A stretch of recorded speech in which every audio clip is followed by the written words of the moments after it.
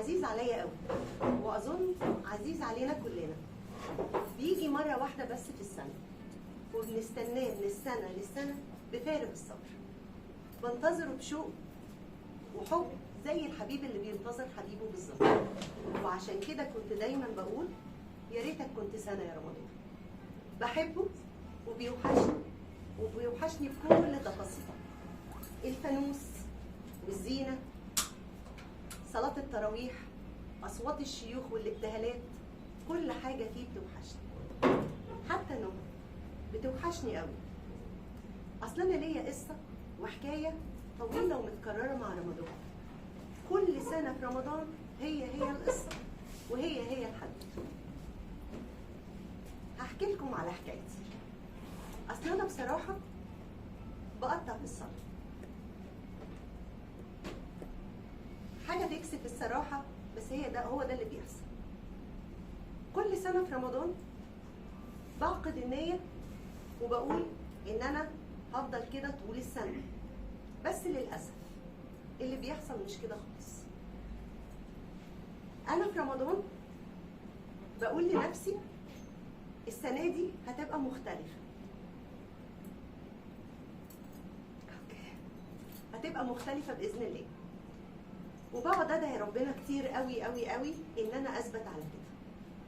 بس كل سنه بتحصل هي القصه وهي الروايه. في رمضان التقصير ده بينطبق على طول السنه الا في شهر واحد، شهر رمضان.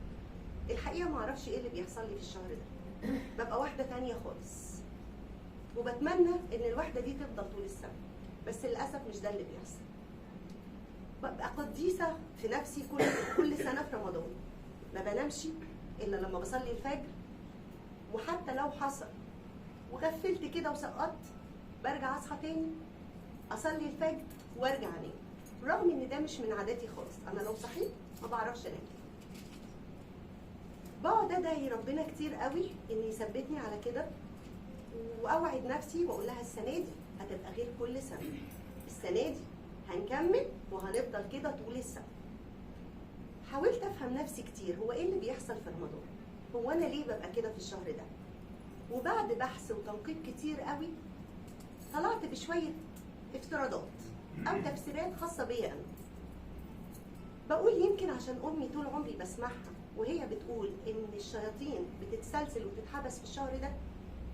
الله، امال مين اللي بيعمل ومين اللي بيوسوس للناس دي كلها؟ في ناس ما بيفرقش معاها الشهر الجليل. طب يمكن عشان ربنا بيقرب لنا قوي في الشهر ده، في شهر رمضان. ربنا قريب على طول انا عارفه، بس انا بحس كده، ده احساس شخصي ليا. وبعد بحث وتنقيب كتير قوي اكتشفت حاجه مهمه جدا، ان انا استحليت فكره ان انا اعلق كل اخطائي على الشيطان. عملته شماعه، اي ذنب واي خطأ بعمله بقول ان الشيطان هو السبب. استحليت الفكره. بس رمضان علمني حاجه مهمه قوي، ان انا وبس المسؤوله عن اي خطأ او اي ذنب بعمله. وعشان كده انا ببقى واحده تانية خالص في رمضان، بتمنى انها تفضل وما تمشيش ابدا.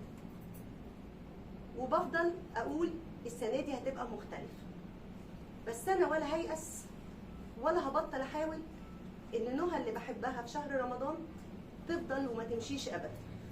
وهفضل طول عمري اقول يا ريتك كنت سنه يا رمضان. رمضان كريم وكل سنه وانتم طيبين.